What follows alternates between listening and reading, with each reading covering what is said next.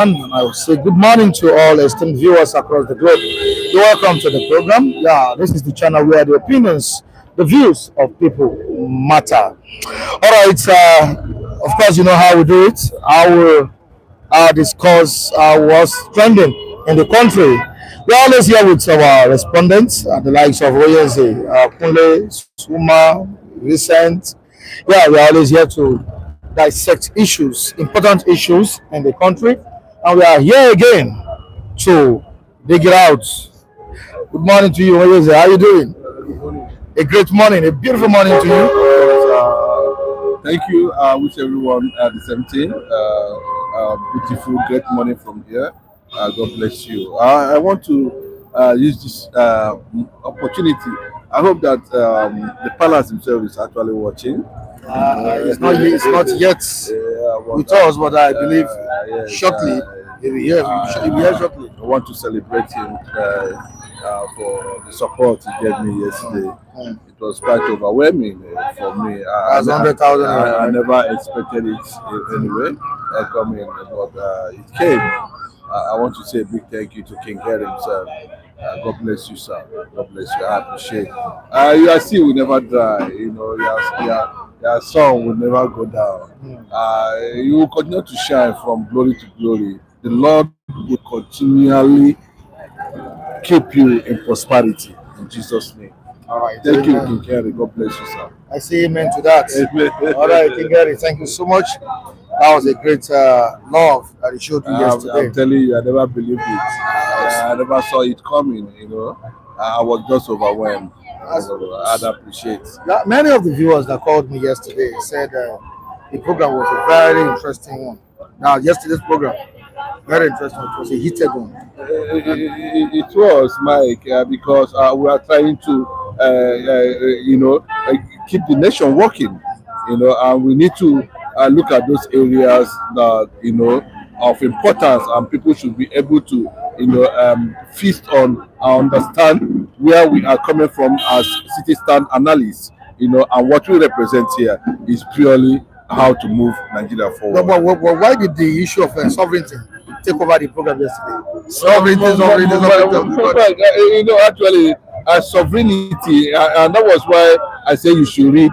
Tell us, because a lot of people are talking about Nigeria is a sovereign nation. Nigeria is a sovereign nation. Nigeria is a sovereign nation. Virtually everywhere. And I listened to Erufai of Arise TV. Some time ago when we were talking about Rufai, when he was talking about sovereignty, and I said, okay, since a lot of people on this platform today, yesterday was actually talking about sovereignty. Can we look at sovereignty? What is sovereignty? Can sovereignty be lost? I think that was what how we started talking about sovereignty. And at what point do you think Nigeria is gradually losing sovereignty? And that was what a lot of people does not want to agree. From what we are seeing so far, a lot of things are playing out in terms of, see, Mike, you read it yesterday. He said having territorial powers, control over your territory. Yeah. Yes, that means there's no inch of your territory should be controlled under anybody. And if that is done, that means you have lost sovereignty. And on that, you expect infiltration. You can expect invasion at any time. Yeah. So Nigeria has gotten to that point, or we are pretending over it, but that's the reality, Mike. That's the reality. Ojo Olajide is not here this morning. I hope he comes around today. It was a battle between you and Ojo Olajide, the global analyst himself. Wow, it was a very interesting program. Thank you. I really enjoyed myself as well. All right, we have Femi here. Femi, good morning to you. Good morning, Mr. Michael. How are you doing? I'm fine. You are not part of the heated argument. Yes. You later came. I just summarized. I just gave my own opinion about it. That I rather, die in the hand of America rather than die in the hand of Fulani, the Janja win. So I prefer America, no matter what. We cannot be watching until Nigeria turn to Afghanistan. Is that when we are going to rise up and talk? when we are looking at them killing a brigadier general, I mean that I'm not a brigade, I'm not a scout. Well, then what will be my own fate? So it's very, very unfortunate that we cannot reason together and accept our failure, our responsibility, that Nigeria is so the sign of a failure state. I mean, in fact, failure is written all over Nigeria. Sorry, good morning, our viewer. Welcome to this program once again. We thank you for always being there for us. I mean, supporting us financially, morally, spiritually, and morally. Thank you very much. I asked this question yesterday that some of our reviewers didn't answer. I said, if U.S. military intervention is the only realistic option we have, should we go for it? Well, Mike, definitely we should. We should, but you cannot tell me because I am living with a doctor who cannot provide a simple APC. Let me just use that word, APC. You know, then people have gone from one hospital to another. People have also gone from one church to another seeking solution. You understand? And now that Nigeria, that's what I'm saying, that if Nigeria if sovereignty of Nigeria is collapsing, then there's no sovereignty again. All right, let's quickly move down to today's topics. We have more than 2 topics we'll be discussing today. The testimony of Nicki Minaj as regards Christian genocide in Nigeria is another big story in town now. She has said it, that there is actually Christian genocide in Nigeria. And we saw what happened yesterday in Kwara State. CAC Church, Christ Apostolic Church. Wow. Some members were kidnapped. Some members were killed, and the pastor also was kidnapped. You know, it tells you how serious this battle is. And I don't think it's going to end anytime soon. I don't think so. Mike, I think we should accept this responsibility. You understand? We shouldn't be pretending about it. You know, it has come. You know, and these are the things that was said many years ago. You know, and the way and manner. What happens most is that, you know, these guys are too sophisticated. Did you watch the video yesterday? Yes. Yeah, I saw them. Then the terrorists in the church. They're too sophisticated, and not only that, the kind of Ukraine, Russia-made armed drones they are using, you know, get our armed forces, put our armed forces on tension, on panic. It tells us how overwhelmed our security. You understand? So I don't know how. I don't think they can fight this. Let me tell you, they can't fight it. They can't fight it alone. They can't fight it alone. That kidnap that happened at in Kwara. No, before the Kwara, 25 children, Kebbi in Kebbi State. Do you know that these people, they met soldier? I mean, there are some soldiers that were drafted to that place, but soldiers left before midnight, and they came. There was intelligence that they wanted to attack that school, and soldiers were drafted there. But before the mid of the night, soldiers were deployed there. So they were deployed there. They left the place. Soldiers left the place and left the place with some police and some vigilantes, which they were quickly overrun when when the terrorists came. They just dislodged some police and vigilantes. They just dislodged them. Now, what I mean is that even if you put soldier in that school, it doesn't take terrorists. So maybe within 30 minutes, they overrun your soldier. If you put like 20 soldiers there, when terrorists are coming, they come with like 100 men, with all of them fully armed. How can 200 people carry one arm? How they will not be able to overrun? 20 people, just few of them, they will just overrun them, and people that are ready to die. So it's very, very unfortunate we find ourselves in this situation. All right, we're still going to read what we have on the front page of the Vanguard this morning. But before doing that, let's take a look at what transpired yesterday in Kwara State. CSC pastor abducted. Some members were killed. About 3 members were killed. Okay. Ilorin, Kwara State. Terrorists stormed a branch of the Christ Apostolic Church in Eruku Town, Ekiti, local government area of Kwara State, killing 3 worshippers and abducting several others, including the pastor, during a Tuesday evening service. All the sources told newsmen that the attackers stormed the church during a program, shooting sporadically before opening fire directly on worshippers. And we could see the video everywhere. I saw terrorists, you know. I saw an elderly woman in that video. Look at the way the woman was moving. You know, it tells us how serious the situation is. But away from this, the People's Democratic Party yesterday in Abuja, another battle. Did you watch it? I watched the battle. It's a very, very popular. So it was a Royal Rumble. Royal Rumble at Between the UK camp and Makinde camp. Royal Rumble at Wadata Plaza. That's the arena. I think Wike was overpowered after much more. He was overpowered. Was he really overpowered? Well, I saw Makinde and Bala Muhammad sitting comfortably and Turaki sitting comfortably. But they've been expelled now. Who expect them? Which one? Which one is expelled? They cannot. Wike-led faction. Wike-led faction went to another hotel to hold another neck meeting. You know where they are doing their stuff, but not in that secretariat. Not in that secretariat. But they came. Are you aware they came. There was a judge back in the day. Bala Muhammad have been expelled by who? By the Wike. The structure does not recognize Wike structure. You know, the leadership of PDP currently now, you know, so if the leadership of does not recognize, what is Wike actually looking for in Wadata House? And you can see the kind of federal strength, might they use on that place. Police was tear gassing. Virtually, even the governors were tear gassed. Imagine Makinde tear gassed, but they stood their ground. You know, they were there until the Wike thing left.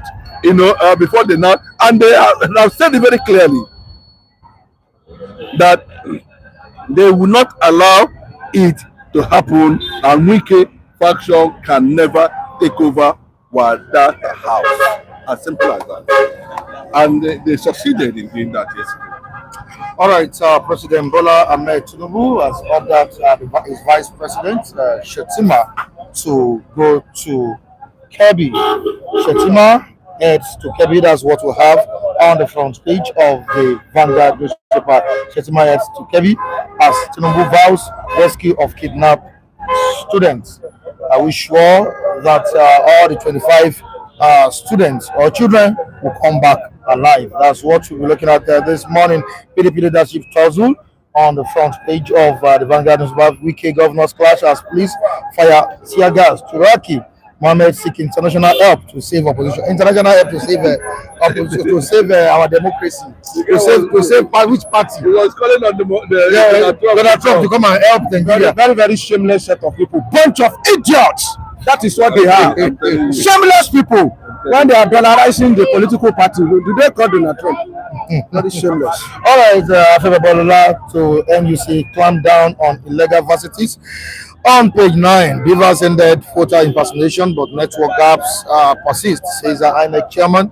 And the last story here, can insist there is Christian genocide in Nigeria. I welcome all the viewers once again to the program. This is City Stand, of course. The analyst beside me or with me on the program, Oyeze and Femi. In the comment section, I have Mafida. I say good morning to you. You're welcome. Chicago schoolboy. Good morning to you. He's watching us from Malaysia. Morigbe from Spain. That's from Morigbe. You know what? Abu Mosiah, Africa. Good morning to you. How's your health now? How's your health? All right, you're welcome to the program. Oluwa Shegun Oladimeji is also here and saying good morning. Watching us from London. We have Chuku Emeka. I'm saying good morning to you. Gowon Abdul watching us from State House. Folu Sheke is also here. We say good morning to Folu Sheke. Thank you for joining us. Raf Olu in the United Kingdom. Welcome you to the program. Also, Ima Chinonso. Good morning, all. This is your program, City Stand. Khan insists there is genocide in Nigeria, not just genocide, Christian genocide. You saw the testimony of Nicki Minaj. There is a global musician, a global artist that has drawn global attention to this issue. What is it? Yes, I think he went there in company of a U.S.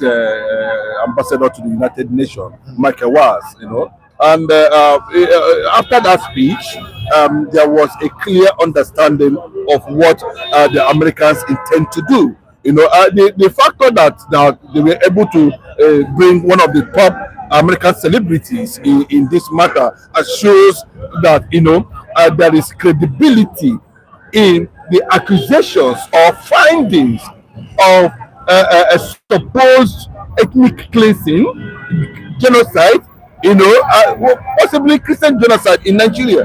And you can see in that statement by Nicki Minaj. In fact, I want to commend that lady, for being bold enough to, take up, speak up, even right there in the United Nations. I wish that the United Nations themselves should be able to sit up because these are some of the reasons why, the United Nations was actually created. And the bottom line of it is conflict resolution. If the United Nations has been very active on their duties globally, we wouldn't have been experiencing this thing. But Mike, there seems to be this surge to recolonize Africa under Islam. There seems to be a certain plan to continue to push this thing because UK too, we are here in Birmingham. I think it should be Birmingham, if I'm correct, is having the largest presence of mosque, Islamic scholars, and Islamic radical preachers. And you can see, and it is becoming disturbing to UK citizens currently now because when you see most of them talk, they wonder how they're able to get to this point. And if you look at statements coming from some of these scholars, let me just put it that way, I think they should go and listen to Shehu Kuti. That was a very good analysis coming from Shehu. In fact, I'm not his fan, because of some certain decisions he made, but on this, I want to agree with Shehu Kuti on what is actually going on in Nigeria. So, in as much as government is trying to manipulate this truth, paint a certain picture that's nothing like that, but the reality is staring everybody on the face. I listened to a U.S. ambassador to United Nations, Michael Wax, and he made it very clear that there's no two ways about it. Nobody is going to stop what is coming, whether you like it or not. So, but when they talk like this and this kind of matter is presented officially to the United Nations General Assembly, it signifies that Nigeria has become a country of particular concern, and on that reason, the United States of America can invoke executive order on Nigeria, decide anything that happens to Nigeria, and nobody, because all these things are being kept in the archives of the United Nations. The Christian society, of course, you see, the problem is that they were saying that the Nigerian government have kept quiet for so long. Looks as if, the whole process is compromised. No aggressive decision has been taken. No massive arrest has been made. Even look at why we are still having 25 students missing. The president, the retired brigadier general died.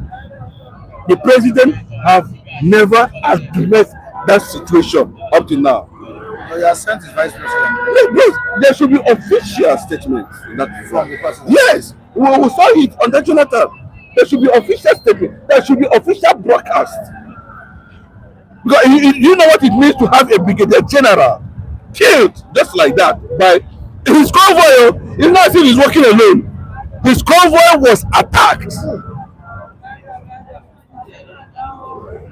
And from what we are hearing, the process of trying to counter these terrorists was compromised. Who are these people compromising this thing always? These are the same people who went as far as defending the calamity that took place in Abuja, defending Yerima. Yes, that's the right sound. The same people that were defending that small boy, telling me Mr. President that he should sack him, he should resign, he should do this, he should do that. But let me tell you, that boy they call Yerima, why would ex-generals, why would only be northern military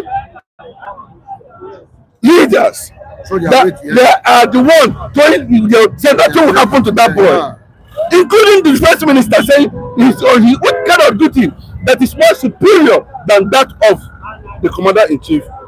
Man, it tells you a lot of things that's playing around. So I am of the opinion that yes, America should not compromise their stand, and I know that American government will be giving full options, including disintegration of Nigeria as an option to defend and protect sovereignty of Christian nations or Christian geopolitical zones in Nigeria. All right, I'm still coming back to you, Femi. Nickie's testimony at the United Nations yesterday has exposed Nigeria's failure to handle its own security crisis or challenges. Isn't this an embarrassment created by domestic negligence? Very, very big embarrassment. And I thank God for the life of Nicki Minaj. When God wants to help you, it will spicy your jollof rice. I mean, Nigeria problem has been spicy now. It has been spicy up, and the aroma has catch over all over the world. They are smelling, or the kind of a decay that is happening in Nigeria. And thank God that somebody like Nicki Minaj has been attracted. Towards that area. So this time around, it's no longer matter of a play. It's no longer matter of a joke. It's not a serious business now. When you say global attention, yes, when a global artist like Nicki Minaj and the rest of them started big interest in a particular issue, know that it has become a global phenomenon. And America's action is very, very sure. It's impending, and it's inevitable. It will happen. It will definitely be happen. But I want to tell everybody in this country that they should prepare, because these terrorists that we are looking at, we are looking at them for a very long time. Some of them have flown wings. They are now flying. Some of them are using drones. Some of them they are using all sorts of sophisticated weapons. They are no more afraid. Watching the video together yesterday. Yes, they can. Yes, they dare anybody. After the threat of America, they still went ahead, kidnap. Lay ambush for the comfort of the brigadier general, kidnap him, and eventually kill him. They still went ahead. They did video. So he saw that they are doing this thing with impunity, and to testify to what we are talking about, that there is problem on ground. They are confirming it that America, if you want to come, you can come. There is problem, and some of them are even said they are ready for America. Yes, some of them are, including this fufu from Niger Delta. And Ari the Kubos that was doing business like this, as if it is matter of a physical combat. So it tells you that Nigeria should expect something from America. Very, very sure. Yes, the American government said they are not new to war. They are experienced, and whenever you talk about America, you smile. No, man, because yes, I talk with confidence because I know what I'm talking about. This, for me, I don't want to talk about any nation, but they have shown that they want continuity, they want existence, they want human beings to live. They want human, and they've added value to humanity in terms of technology. What they name them? Oh, virtually everything that is transforming the world in terms of technology, it came from the United States of America. You understand? And they have not shown. See, my boy, America has never contested for world power up till now. America have not. The Hitler thing, America came just like Jonathan, the way Jonathan came. That was how America came under Hitler. And they were able to stamp a certain authority that made the whole world to recognize them as the global leader, the police of the world. You know, when I listen to Shehu, he said, why other countries that have this the same government of Islam in their land, why are they prospering? What is the problem of Islam in Nigeria? Why are we not seeing the northern part of the country progressing like Saudi Arabia? All these things. What is it? What Morocco here? Morocco here. What is it? They are only interested in killing people, doing all manner of things, take over territories and all that. My brother, let me tell you, you know, this if they believe that this is what they came to do, you understand? Well, you know, Nigeria never rise against them because of unity. My brother, remove this unity now. Tomorrow, let us see what will happen. Remove this thing that are using to infiltrate regions, southwest, southeast, south, north, central. You know, remove this unity first. Let us see what will happen. It was on that basis they are making. Look at them, virtually everywhere. When you say there is no unity, the unity we have is corruption. The only unity Nigeria have is corruption. The Fulani that want to rule us, they look on one street in our side, from our side there, and they give him one guguru and a pack to come and infiltrate us here. That's how it has been very, very long time. Since the day of Afanja, they use Afanja. When it's come to this era, they use Akintola to infiltrate here, to look at Awolowo in the face like this and destabilize Southwest. It has always been their system. Up to this moment, that's what they are using. And they know how to use us perfectly. They look at one stupid boy from our area, they give him power. Go and terrorize them. And immediately they give him power. Now I go carry for head. You carry it for head and say, now we get here now. Even Obasanjo was used. Yes, to some extent. It was a middle, I thought this man that killed Murtala Mohammed, Dinka, is from Middle Belt, if I'm right, was a Christian. He killed a Muslim. Now when they want to shock Obasanjo, they now went ahead to pick another Christian from South. They make him, head of state. That one has killed Obasanjo. He has killed his sense that a Muslim was killed, then a Christian succeed. Then every other thing is not ready to listen. Since then, he has become their dog. The same thing they did to Gowan. A Christian from Middle Belt, come and take over. But you are going to use it to kill your fellow Christian from Southeast. Oh yeah, now. It has always been their plan. So there has never been a unity. The perceived unity is as a result of corruption. It's as a result of crude oil. It's as a result of Fulani want to dominate this nation. And that unity, there has never been, and it will never be. There will be no unity. Mike, it has been long we have been talking about this, if you can remember, you know, and from a very clear point of view, you know, I was talking about political conquest. You know, I was talking about infiltration.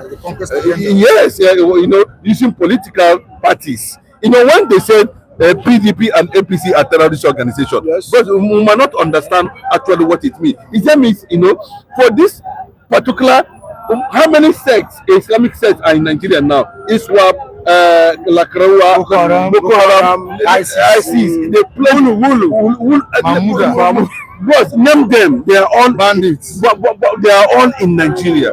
Who are the people opening the borders? Who are the people supplying arms? Where did they get their arms from? We even have borders. No, bro, you understand? Yes, you know, and one of the problems is that, you know, it has been long. The northern powers, oligarchy, has held onto Nigerian political structure for so long. And now that even the South is struggling to wrestle some level of, you know, power from them, but they have held this thing for so long to an extent that, you know, they have manipulated a certain process, championing this agenda. And I keep on saying it. When Babangida started killing generals from the Middle Belt, I know that something is going on. But by the extent that, yes, you saw the number of plane crash. We saw how so many of them were, especially from that era, and it weakened their resolve, you know, to resistance of this Fulani agenda. And that is why now, by the time they subdue Middle Belt completely, They will advance. Yes, of course. They are coming. They're in Kwara now. They are in Kwara. You understand? Not only that, some of them have started threatening. Some of them have started threatening Port Harcourt, Enugu. Yes, at least I watched that video. And they are coming in numbers. You understand? So when you look at them, you ask, who are actually these people? You go see a boy. No, boss. If this is the reason why there should be Biafra in Nigeria, so be it. Because that's the only way, boss. The continued unfortunate unity that they are preaching today, you understand, cannot stop this issue. The only thing that will stop this thing is disintegration. One of the options, I'm praying that the United States of America, including United Nations, if they are actually waking up, because I don't see AU doing anything, I don't see ECOWAS doing anything. ECOWAS. No, Nigeria from ECOWAS. What does it? No, can you look at all these blocks organizations in Africa? What are they actually doing? So that's what I'm telling you. There's a fear that there is going to be a second enslavement carried out in Africa by Islam.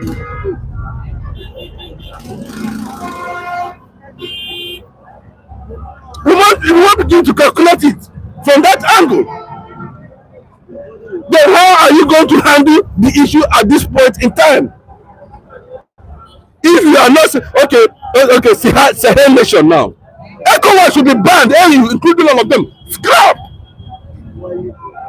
because they have failed in their responsibilities of keeping Africa leadership safe. They should be scrapped. All right, let's move down to the comment section and see what our viewers are saying concerning what we are discussing this morning. Aidi Noble, good morning to you. And it says, this was how they pushed back then, with celebrities calling for Jonathan to resign. And now we know the truth. Was the truth?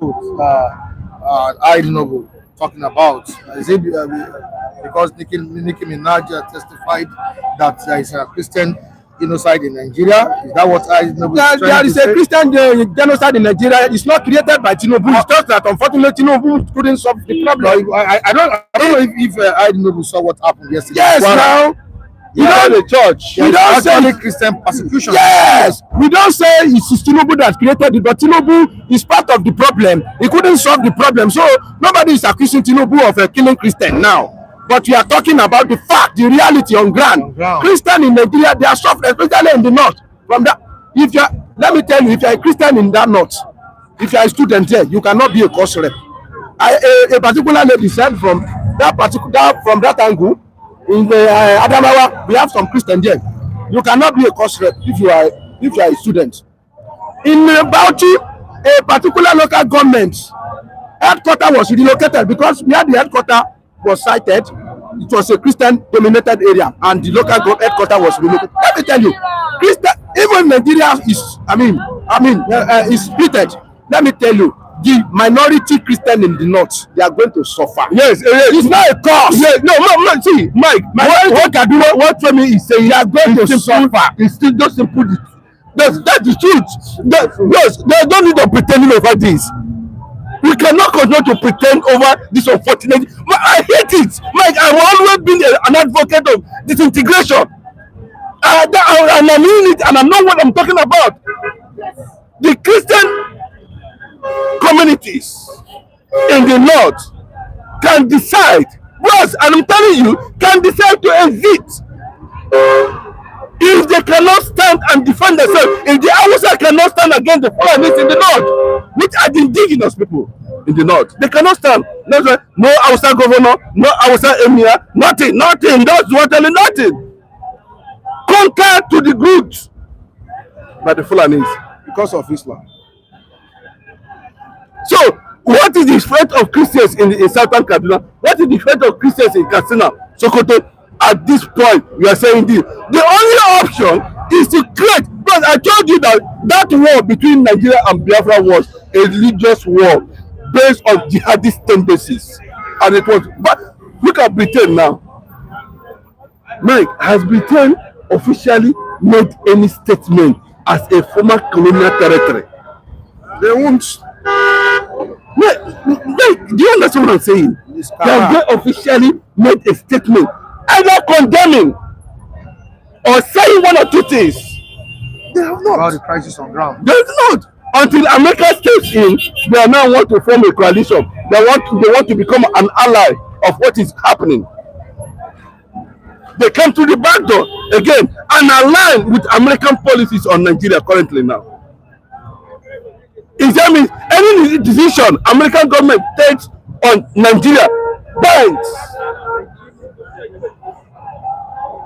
And that's what he's saying, that what is the fate of those people there in case of tomorrow? What will happen to Christians in the north? In Kogi State, What will happen to them? Yoruba minority Christian in Kogi State, the Christian minority in Adamawa, and Kaduna, and minority in Borno, Christian minority in Borno. When we are under a secular nation now, that they are treating them like this. Now, if we not now disengage from them, we now say northern Nigeria, southern Nigeria, and they now form their Sharia law. What will be the fate of the Christian in that place? Go and see the suffering of Christian minority in Pakistan. They are third class citizens. Second class is still enjoying. Third class. All right, Gladys Oyabo this morning says the rate of insecurity in Nigeria is alarming and heartbreaking. That's actually the fact. Very alarming and heartbreaking. It is disheartening. Honestly, Gladys Oyabo. Folasheke says, let's Christians also start uniting to respond rather than division to defeat this. Mike, I want to disagree with that woman. No, Mike, I want to disagree with that. Christians should respond. No, Christian. See, we are not radicalized. Or how will we start preaching radicalization to the Christian community? Oyose, can I come in? Sorry, Oyose, let me come in a bit. When we talk about unity of Christian, it's not all about radicalism. Oyose, there are so many things we can do apart from radicalism. Okay, when they say Christians are being killed in this country, do you believe that the NPF, or what do they call Pentecostal or PFF, they disagree? Yes, they say there is not a Christian genocide. We saw some Christians coming out and disagree with that statement. That one alone. I told you that if I'm in position of some, leader from this side, that church that I saw where they are worshiping inside the roofless church, what does it cost our Christian here that are enjoying to go and show solidarity with them the following Sunday, that they are going to worship in this place is going to re-roof it. What does it cost them? What will it cost Baba Adeboye to do that? What will it cost Bishop Ibiyome that is opening 2,000 congregation, 5,000 if the proper care is not taken, they are going to take over that church. The biggest church, in the world, sometimes, Hagia Sophia, has been taken over by Muslims. So many big church built in UK. People have left the place and it's Muslims that are buying it. You refuse to build people. You are building wall. Let's wait and see. We need you. That's the truth. Mr. Mike, one church here, and they will be throwing arrow. They will be firing arrow. Yes, firing arrow. Arrow of prayer. Little arrow. We need unity. It's not radicalism. All right, Nnamdi Anuzi says, unfortunately, there was a genocide in a country called Abuja. Let me go back. Unfortunately, there was a genocide in a country. Abuja people is the president, yet the clueless man traveled to South Africa and Angola for summit. And the often man people are not saying anything. What the often man? Mike, what the way Bola Ahmed Tinubu is going about? The often man? Mike, I'm coming. The way the years have been speaking. Well, not speaking. The way and manner the president himself is going about this issue of killings. Boy, do you know what is killing? We're not talking about even bad leadership, economic failure, and all that. We are talking about lives. Let us live. Once we're talking about life, the way Bola Ahmed Tinubu smarter, he doesn't care, not speech, nothing. He's just moving around. But it speaks about. We are still talking about it. He went and brought a word condemned radical Islamic scholar to Nigeria. Now, you see why I said, see, it's not about me. I am not in support of Christians in Nigeria coming together. Let Christians in Nigeria have their own nation. Christian nation. Yes, whatever it is. Let Christians in Nigeria have their own nation. Because as a Christian, you are not expected to slap anybody. If they slap you here, you don't decide they'll slap you here. But go and do it in Israel. Is Israel not a Christian nation? Go and do it in Israel. Stop person here. You are talking about Christian, what about the Yoruba Muslims? They are not in support of what this house. Bro, let me tell you. Okay, no, bro. Did you listen to Tommy? No, did you listen to Shehu Kitty? Did you listen to Shehu Kitty? Do you know that is a statement credited to Scottish scholars that in the next 10-20 years, the entire western part, Yoruba nation, will be Islamized? Did you listen to Kuti? And Kuti is asking them, those who are supporting this, who are keeping quiet over this, who are Yorubas and Muslims, what are they actually doing? Don't listen to him. He said they will fight them. What is the position of this guy they call Muri? Muri, I've been waiting they call him. This guy to Akintola, okay, yes. Minding that one. That one is a madman, mad dog. Yes, has a very big, point. Very big point. You see, we have some Muslims in this part of Nigeria, southwest, that are not radicalized. That one is sure. But let me tell you, they will be happy if the whole southwest is Islamized. That is the truth of the matter. They will be happy. At least 80% of them, they will want the whole southwest to be Islamized. I want to tell you one thing. I don't know, I don't care anybody that is listening to me, but to some extent, some of them are feeling paranoid because of Christians. Look at Southwest now. Almost all the governors we have in Southwest now, they are Christian. That kind of a thing is spending them. Now, that Morik is even crying that Tinubu is favoring Christian. That some of the, appointments he's making from the Southwest, they are Christians. Some of them feel threatened because of presence of a big church that they see. Yes, and they will have preferred the whole Southwest to be Islamized. And failure to do that one, they prefer us to be subjected to Fulani, a Muslim lord, to be ruling over Southwest. That kind of stupidity started from Oyo. This same Oyo, they are slave to Fulani. I can say it anywhere. You don't see one of their sons, Timi Ofrede, went to Loni to go and lay down for a fellow king, a king that you are bowing for. Went to go and lay down in the presence of Emir. God punish all of you. But Mike, let me just give you an impression. When did we start hearing about Sokoto Caliphate? Some of these indigenous, kingdom have existed before the Sokoto Caliphate. Yes. What is the big deal about this thing that we must take instruction? Even Bola Tinubu were trying to make Oni of Ife and Caliphate Sokoto as the highest ranking traditional institutions in Nigeria. What does that portend? Mike, see, we cannot be pretending over it. But if they open this thing for you, you see, there's a reason why the Northerners does not want a Southwesterner or not even a core Easterner at that presidency, because a lot of things will be exposed. Jonathan come close, they were not happy. Even this one Bola Tinubu is doing now. A lot of things now, he has gotten to know a lot of things about the reason why they do not want a Southerner in that presidency. Tinubu is giving them problem because of atrocities they have committed over the years. All right, let's look at this crucial point made by GOA. A few years ago, only Borno was under siege from Boko Haram. Now the whole north is done and it has reached Kwara in full force. Nobody cares until it's reached, it's done. Nobody cares. We move down to Fidel. Tinubu promised Fulani that he will continue from where Buhari stopped. That statement, to some extent, is deep. Because, yes, when you look at Tinubu administration, he continue from where Buhari stopped. But Tinubu is doing something, he's giving Fulani blow. I'm telling you, I'm not a fan of Tinubu. I supported him in 2023. That one has gone. But let me tell you, this is not the bid of Fulani. You don't see what Tinubu is doing. Even appointing an Igala man as a chief of army staff is a slap on the face of the north of the Fulani, because their father was killed from that area. Now Tinubu concentrating on North Central is a very big slap to the core north. Now, we have not seen some of these traditional, northern traditional rulers, coming out with, and condemning a full force, always, including the governors. But anytime any southern authorities, one man from this thing, you see the reaction. See the what transpired between Wike and Dayerima. See their reaction. So Mike is possibly, they are actually championing this agenda to because there is no place, there's no. But do you know what they call frontage alone?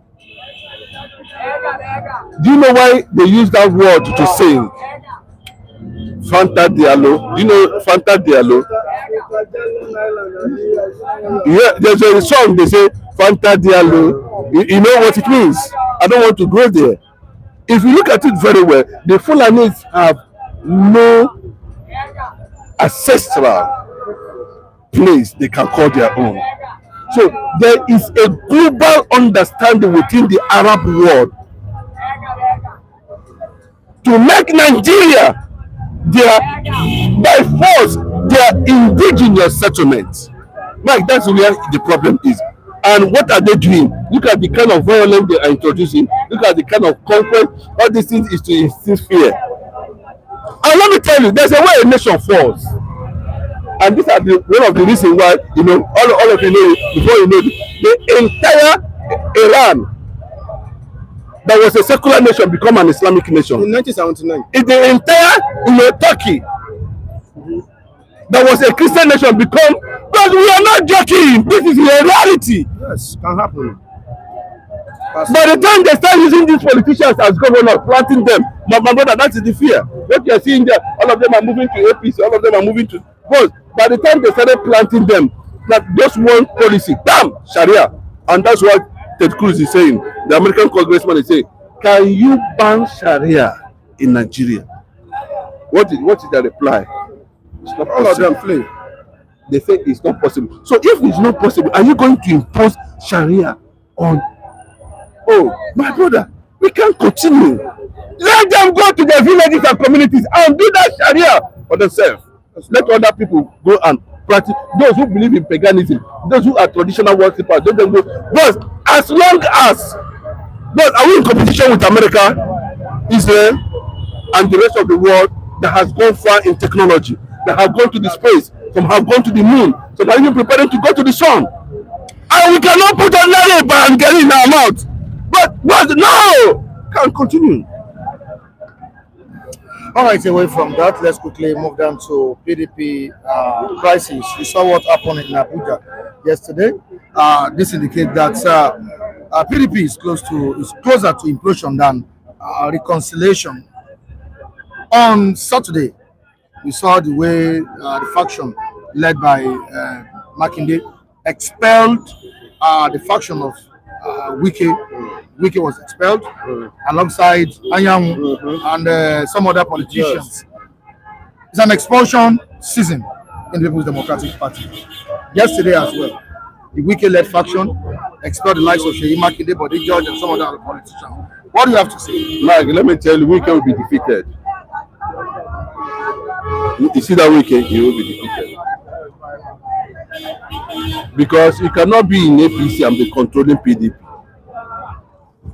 When it is clearly obvious that you are not even working for the interest of PDP or how to revive PDP.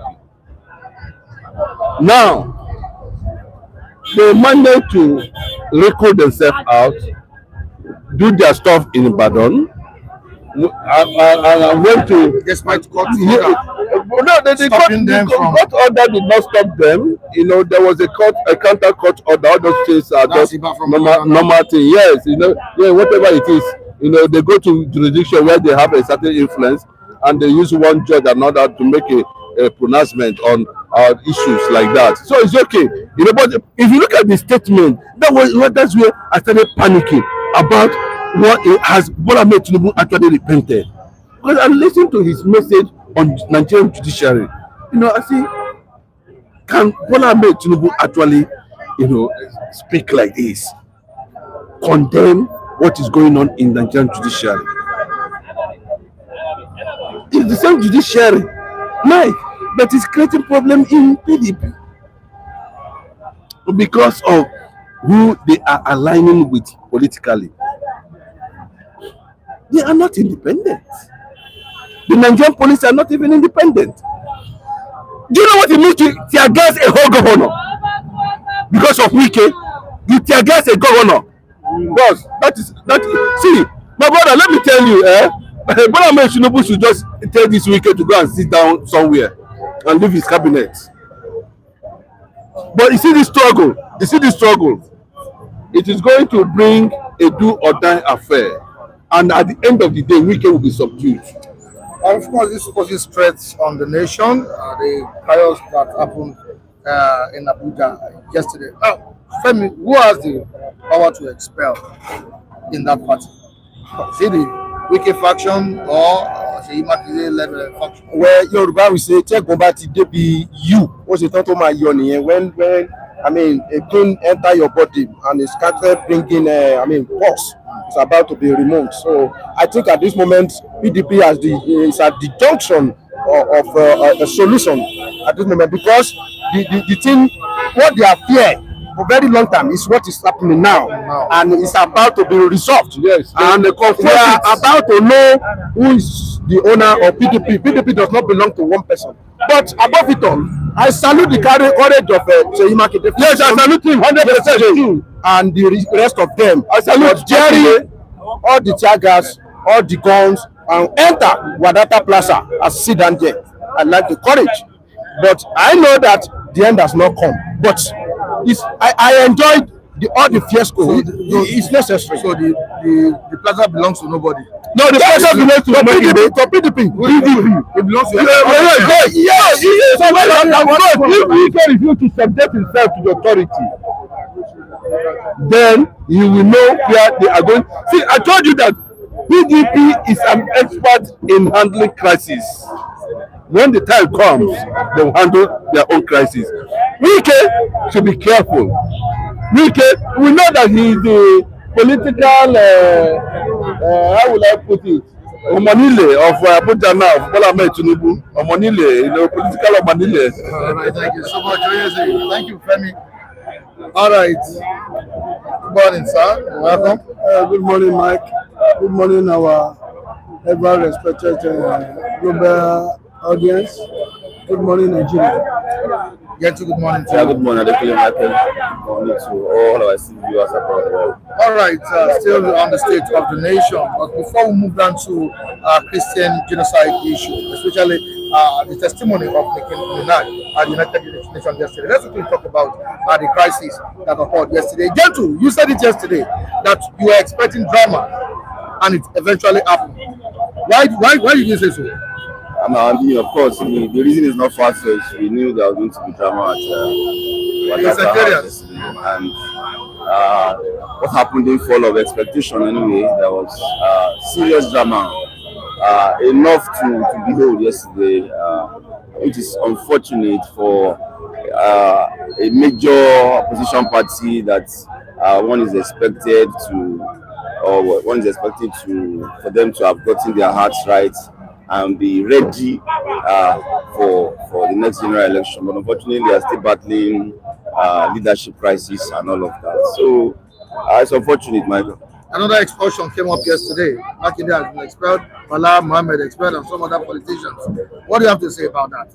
Despite the fact that the Makinde-led faction expelled the likes of Wike and some other politicians at the weekend. I mean, it's a show of shame coming from the People's Democratic Party, a party that once pride to serve in this nation as want to rule for 60 years. That was what they put it at that time.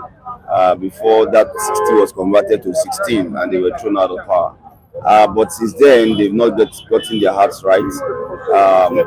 The two factions came to the secretariat we also yesterday, and there was pandemonium everywhere, tear gas.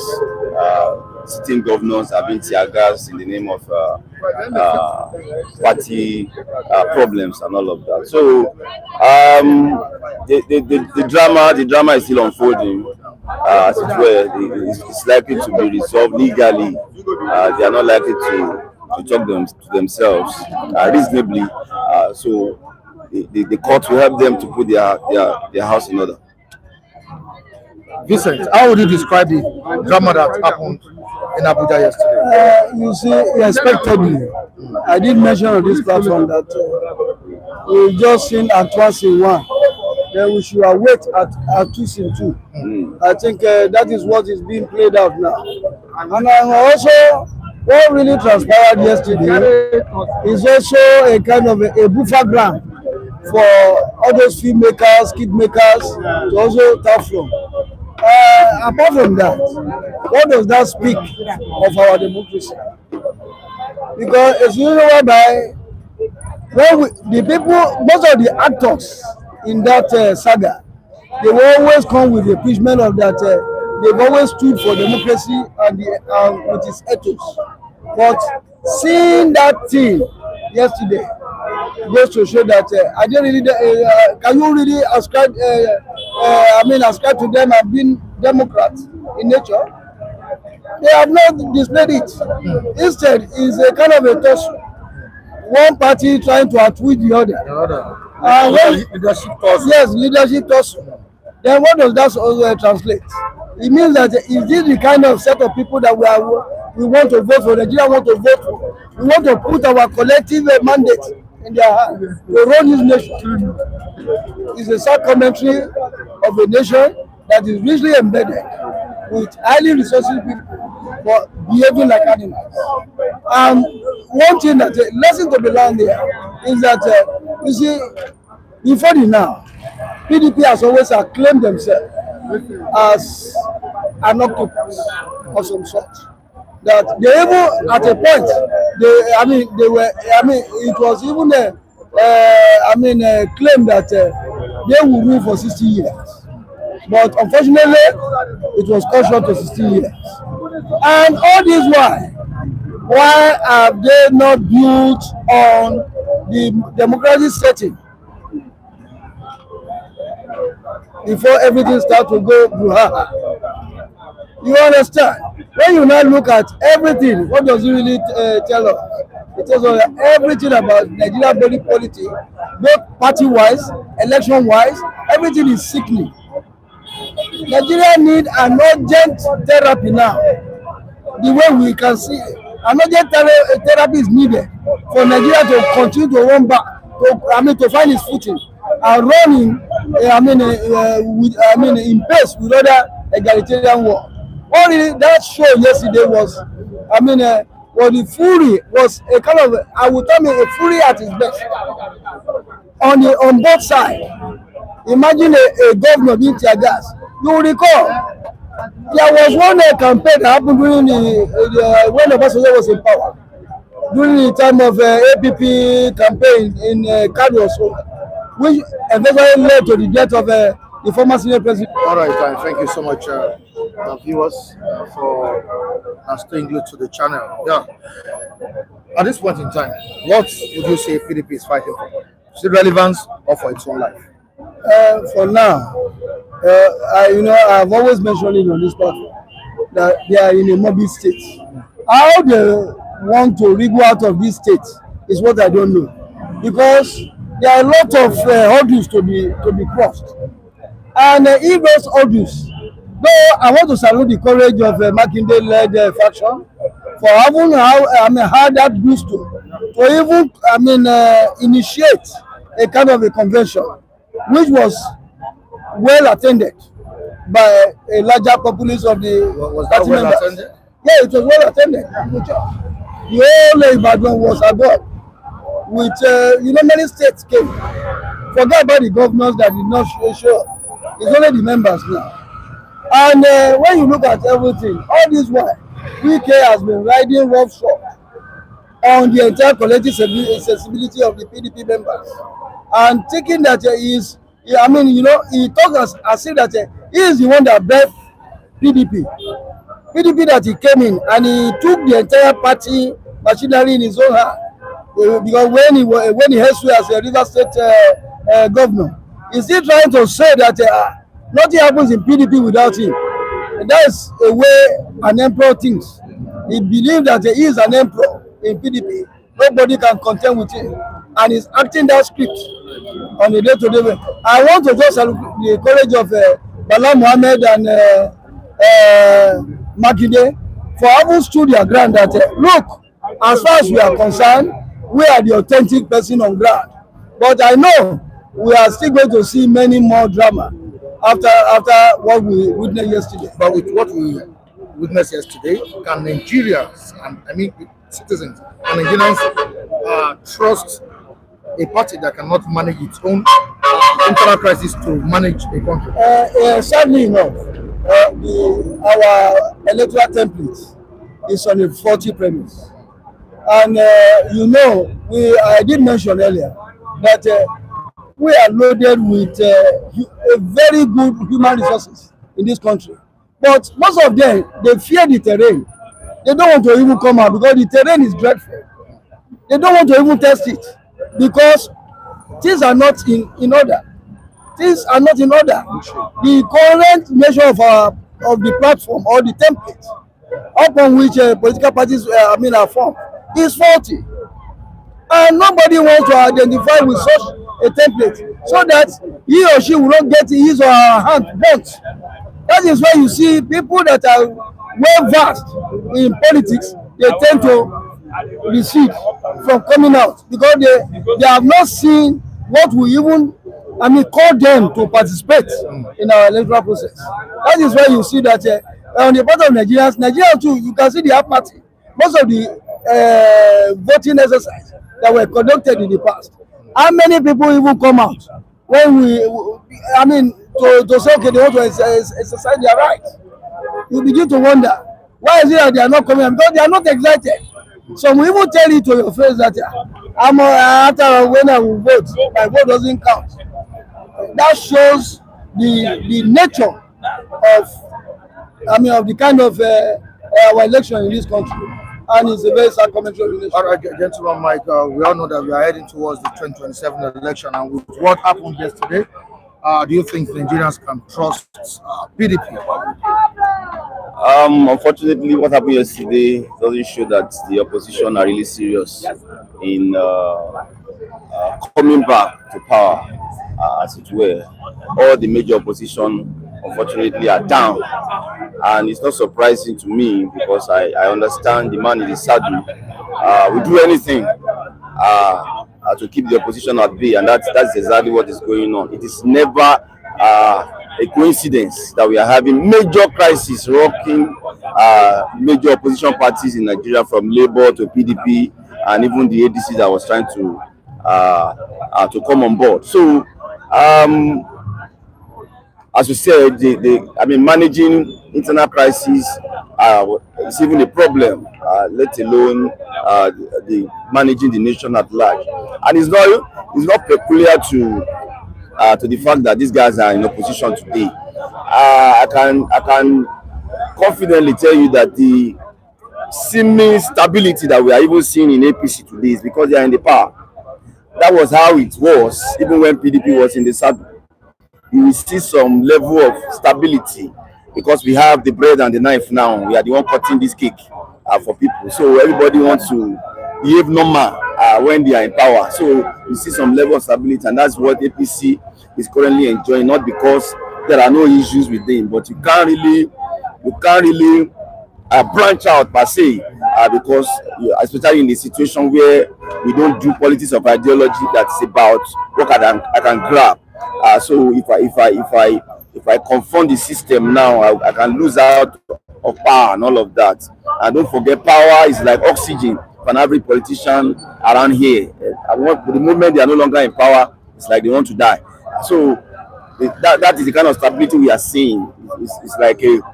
It's like silence of the graveyard. It's not really a good omen, but we have it in every ruling party because they are in power. So unfortunately, the opposition seems not to be ready, and we may just be heading for the incumbent coming back. All right, the attack in Kwara State is another issue on ground, and Nigerians are really speaking about it. Of course, we've been talking about Christian genocide in the country, which popular musician Nicki Minaj spoke about it in the UN yesterday. But Michael, the attack that happened in Kwara State, is this not a proof that the government can no longer handle or guarantee? Sorry, is it a proof that the government can no longer guarantee a basic security for religious groups? I think one is beginning to sound like a broken record now, that we kept repeating some of these things, and it's not because government doesn't understand that they actually need help at this time. I don't know what you are maybe ashamed of over that. When you need help, you should be man enough to declare that indeed I need help now. There's no point pretending about it. You are not winning this war. It's not about what you are telling Nigerians. It's about what we are seeing. So I talked about the propaganda that is likely to fill the airspace when after that threat came from the US, and I said government should do less of propaganda, because I knew it was going to come. If you remember, Michael, that we are going to be seeing okay, army intercepted this, army was able to do that and all of that, which began to come in at that time. But I also said that what we are going to use to measure performance at the end of the day is the situation of the country. And what we are currently witnessing doesn't show that anything serious is happening in terms of tackling these bandits and all of that. So I don't know why why Mr. President is not even the one clamoring for the US to come into the country as soon as possible and see the area they want to intervene and see the angle they want to come in from. As I said, what is important that these killings must stop. I was just watching the attack on the CAC church in Kwara. I mean, just before I come on board, that attack was scary enough. During church service and gunshots everywhere, and people began to run around inside the church. So we've had several of these kind of situations, and I don't know a better time than now for any form of intervention that will stem this wave of attacks, Mike. Are we now at the point that where government can no longer protect religious groups again in the country? Look at the testimony of Nicki Minaj at the United Nations yesterday. It speaks a lot about the level of insecurity in the country and the level of attack unleashed on the Christian communities. What do you have to say, sir? You see, as long as this government continues to bandage a festering sore, so long you continue to put the country, on a lane of ridicule. Because before the now, we were told that these people, okay, look at the one that happened on recent in every state. How much of our military architecture or the military strategies, what have they done to see that this thing doesn't spread? Because Kebbi and Kwara, they are not too far from each other. And it's just a spillover. And that is a forewarning of what is to be expected in other areas. And when you continue to see all this kind of things, what does it tell us? It shows that the current is clueless about tackling these security issues headlong. And why is it that check the slow-plodding approach? I'm even being reliably informed that the president might even be traveling either today or tomorrow to attend social media while your home is burning. Then you begin to wonder what is really happening. I did raise an hashtag on this platform. I think by now I'm being vindicated. I said the ruling class. I said hashtag the ruling class don't really care about us. I think at least my vindication I will allude to that one. Like it doesn't care if anybody dies. Even before Trump threat, I mentioned on this platform that before Trump threat came on board, all what they were after is how he will muzzle and stand all the entire governors in the south to the pocket of APC. He doesn't, because that's his own style of governance I have never seen. Even when Trump made that pronouncement that Nigeria is now a country of politics, you saw the way our leaders were covering it. They were covering, even our leaders too. Also, they are accomplishing this blame. Because some of them were not coming out to say the truth. Some of them even said on air. Thank God for social media. If it were to be conventional TV station, all these things would have been edited out. But one thing is that there is real genocide killings in Nigeria. It's not only about Christians. Because if you are a president, because for crying out loud, this is a secular nation. It's not just it's not just composed of two religious faithfuls. It's not about Christian or Muslim. We still have other faithful, other faiths in this country. But at times, when people that call themselves religious leaders, they cannot come out and say the truth that Christians are being persecuted on a daily basis. Then you know what does that spark of? A high level of hypocrisy on the part of some Christian leaders and people in government.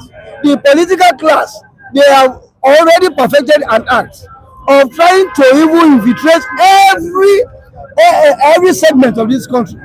That is why you have to shield people from knowing the truth. Before now, you saw what that man in Benue Plateau, is it Pastor or that's a pastor? That one, you see that man even raised a lot of outstanding revelation that opens a lot of people's eyes. Of late, see what Nicki Minaj said. That was to tell you. And the Kwara attack is a clear example. It's a clear example. Persecution of Christians. Why must we continue to clothe truth in diplomacy? For how long? And I didn't mention this platform that life is so cheap in Nigeria. People don't care again. If anybody dies here, everybody move on. Nobody cares. Let me even show some kind of empathy or sympathy towards this person that has. Everybody just does like they feel that whatever he or she does, okay, that chapter has closed. Gentle, I would like you to win this war. I realize these people will just come from nowhere, invade any place, kill people, destroy lives, abduct and go without any I don't know how to call it for now. I would like you to win this war. Michael, we are not. Because it seems the military is not interested. Yeah, except I choose to speak from the standpoint of faith. But realistically, we are not winning this war. And it doesn't also show to me that we are likely to win with this approach. You know, if we continue using the same approach and expect different, then somebody calls that insanity. So we are not winning this war.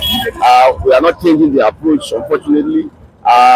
We are not seeking for help, and we are also covering up. Is that somebody lying to a doctor that no, I don't have any pain, I'm fine, and all of that, and the person is dying. So we are also covering up, especially at the leadership level. Thank God for social media that is bringing out some of these things. The leadership is covering up things that okay, we are fine, we are on top of the game. We are not on top of this game, and the entire world must come to the rescue of Nigeria. Nigeria is seeking these people with their agenda are not joking. They mean business. It started from the core north and gradually it's coming down south. And there's no way anyone wants to tell me that indeed we are winning the war. We are not winning this war. We need help as a nation. And it doesn't matter to me where the help comes from. Nigerians must be safe in their nation. Nigeria must not be having IDP camps everywhere as a result of people that have been displaced from their ancestral homes. Villages are being renamed in this same country. People are paying to bandits to go to farm and all of that. All these are already happening. So how can you tell me that we are not winning the war? We are not.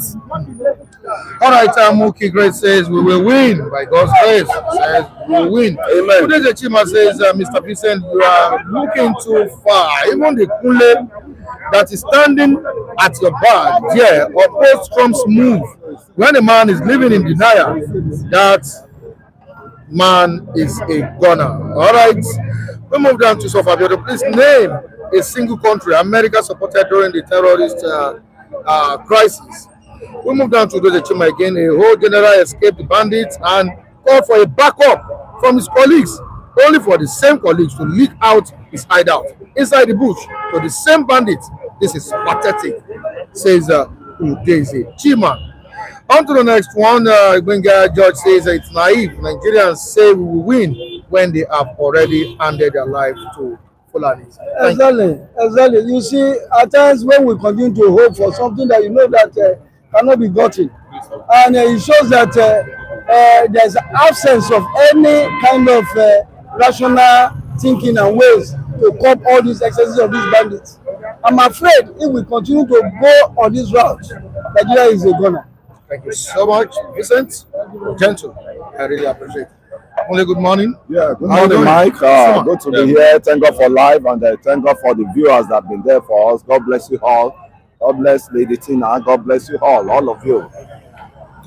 How can you describe a situation where the Nigerian government has tried all efforts to combat insurgency and is not yielding any fruitful or meaningful results? How can you describe it? You see, I'm not too surprised about what we have witnessing now, and I'm not too overwhelmed with what is going on, because I know there's no how once the combat of these people have turned to mole, and I can tell you it's like a mole war we're fighting as it is, and the mole war is you don't even know who is going to give the information to your attackers. I mean, so it's and it's quite rampant. And what is there is we need help. Let's say it wholeheartedly, we need help. We need mercenaries to come in now and eradicate these people. And I can just cite an example of Mole War. Look at the American Vietnam War. They could not win it because it was a Mole War. And the Mole War is the most dangerous war you can ever fight. And that is what is happening. You don't know where these guys are coming from. You could see the general, the ambush. Not too long. The brigadier general, the ambush. Somebody must have linked up the information for him to be captured. So, I mean, we don't need to go far with what we are just saying. Sorry. Is to swing into action. The president now, I've been told that the president is outside the shore of the country. But he has to just cut short his journey and come back to Nigeria if it is going to hire mercenaries from where he went to. I mean, it's highly welcome because these people, they have overwhelmed the nation and they have people that are giving them information. I'm talking of 24 hours information. And you could see, we've been telling the president, like, the likes of women shouldn't have escaped to Turkey.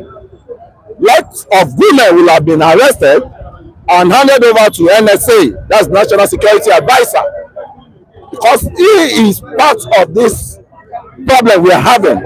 I can say it's the root of this problem. By negotiating with the bandits, repentant, and make them repentant and enlist them into the military. And those are the people they enlisted into the military that are becoming mole now within the military circle. It's quite saddening to me the way we allow some charlatans that can say there's some beasts of no nations that just now occupying our space. Currently, some Nigerians are asking the president to resign since he cannot handle this issue of insecurity in the country.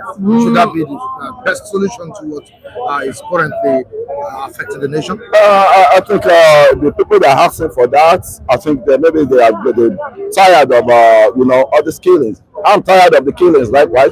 You're also asking for. I'm not going to ask for. You're tired of the killings. I am tired of the killings. But the president, he's not doing his best. It's not only him that will get all this job done. That's it. It's a collective. It has to be a collective effort for every one of us. And I can say we ourselves, we have a lot of what's it called? We have a lot of jobs to do. But is it not obvious that it can no longer guarantee the security, the protection of life and life and properties? Yeah, I can say wholeheartedly the way people are being losing their life, and when you see under the watch of the president, right? Under the watch of the president, actually. But it happens. You can see that it's always when a not Satanan coming onto the seat. That is why we always witness. It happens under Jonathan. It can no longer handle the situation again. It's not. It's not. That's why I say don't let us put all the blame game on the president as it is now. What are our governors? What are they doing? they have security votes, and majority of these crises happen within one region and one state to another state. So to me, what are the governors to do? Even if it is to go give out information, strategic information, they have the what's it called, the phone number of NSA, National Security Advisor. So what are the governors still doing? Because these people, they will pass through their domain. They pass through their domain before they can, get to their target point. So what I'm saying now is, when we put the blame game on the president alone, we are still sleeping in slumber. We have to all wake up that the conquest of these bandits will not materialize and will not work, and we will retreat it. And as it is now, I keep saying, if it is now, all the AK-47, they should bring it out and get us equipped with it, and we're ready. I'm ready to fight for my country. I can say wholeheartedly. I'm telling you, I'm not going to be like this my brother that is just See, sir, he made the gun. Let them bring the gun. He said conquest. The same thing Mazen Kanu has been saying, that this people has an hidden agenda, and which is conquest. But so many people has disagreed, saying it is no conquest. But now, thank God, my big boss has realized that the Fulani has an hidden agenda, and which is conquest. I've known that. It was Usman Danfodio. If you go back to the history, that has been, and I keep preaching that here. And this is the idea. We have known that. I've been preaching that this man Danfodio conquest agenda. So we are not waking up. My fear has been, that's the problem. My fear has been, in a country, you cannot have all the security architectures. They are all Muslims.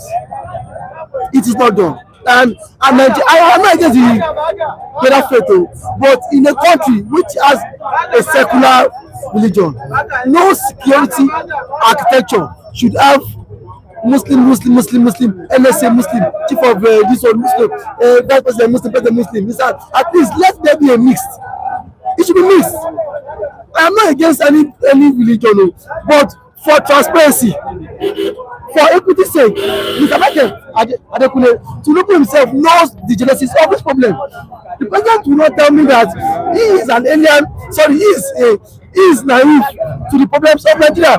Tinubu no come from years into this country. He's aware. Tinubu says,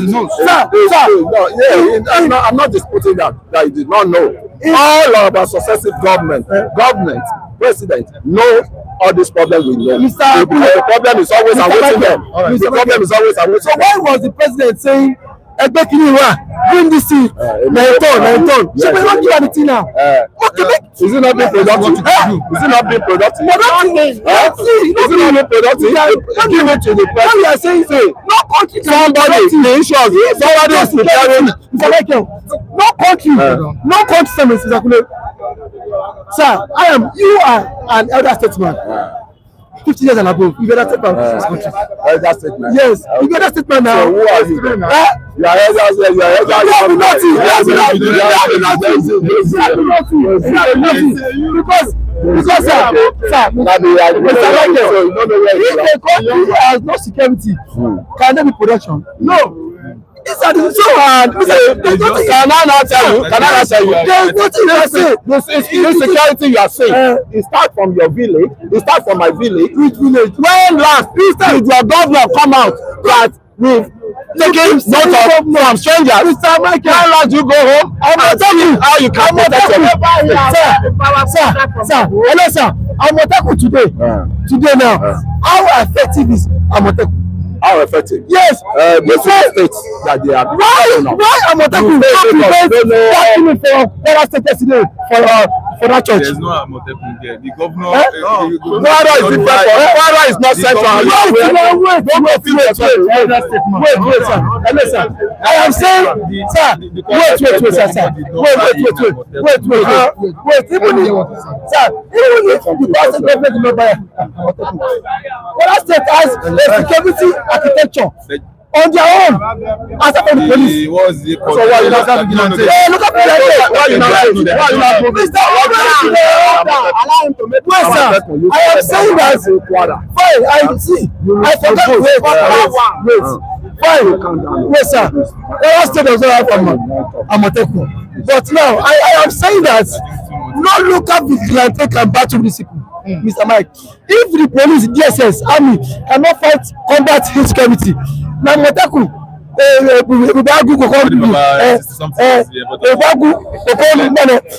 people will be 60 years, that's how I say, 60 years old men. Mr. Mike, the mistake we did that we got it wrong at this point was number one, 40 Tinubu. Your problem has been there before Tinubu came in. I know. Okay, see, you are a cut of a team. Your problem has been there. See, we know, Mr. Mike. If I have issues now, sir, if I'm having issues, I know there's a problem. I will bring Mr. Mike, who is an expert, to solve the problem. That is why I would hire Mr. Mike to solve the problem. Don't tell me that the problem has been existing. Tinubu no be mumu. Tinubu people now. You know the problem there now. That was what I said. I give you one. Fix the problem. So that's what I said. See, wait. Where you go and land up? So Mr. Kule, let us not justify the fact that Tinubu does not aim for years. They bought Tinubu here. For 2013, Tinubu. That's not what this guy said. Oh yeah, continue. In 2013, Tinubu tweeted and said that every of the decisions lies on the back of the president. That was what he told Jonathan. So today, where does the decision lies on him? As Tinubu carry bell to your house and say, I'm tired of the governance of this country. Say, as he carry bell. Now, you see, what you say, you need to go down.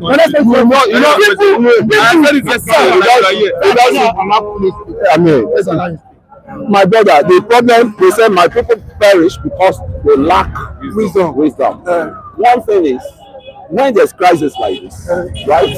It's not everything you just take care. You bring things one by one and start working on them one by one. And I can say wholeheartedly, the insecurity in Nigeria has been there for long, especially when you bring a southern president. They will make that place ungovernable for him. And that is the one thing the constitution has to, simplify to us. That whether we are like a follow-up to the north central northern states, or we are part of we have same authority together, because it's like this people the way they are now, we need to start waging war against them, against the bandits that when you vote for, you don't know say we go wage war. When you do what now? When you do Buhari for 2015, now one thing Buhari did, you see, you don't just wake up and hit somebody overnight. As you say, Buhari, as you say, when I vote Buhari, I vote Buhari, and as a new sheriff in town, new sheriff, I think you are not born when Buhari and Diagbon, when they occupy the seat and they walk then, they really walk while you born there. And with Buhari came the second time, and what did he do? He himself, he did not look at this, but he said he changed that. Was it not so bad? Was it not so bad to hire to buy to Kado? What the session of in 1983. Does Nigeria what's it called? There has been recession.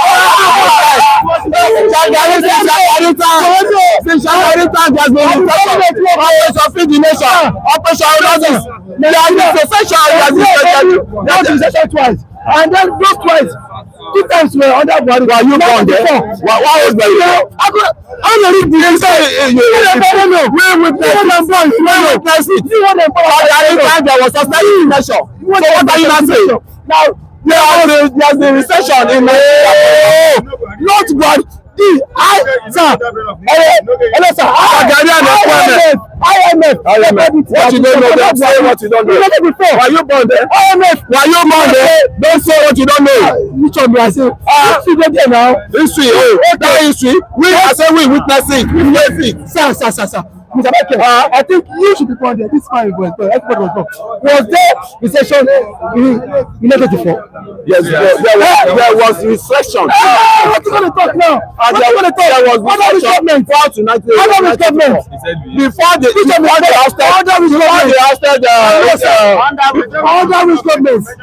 You say under which government? Under which government? Under Shagari and Ekweme. Under Shagari and IMF, because IMF did not say under Shagari too. There was a session. IMF, wait, sir.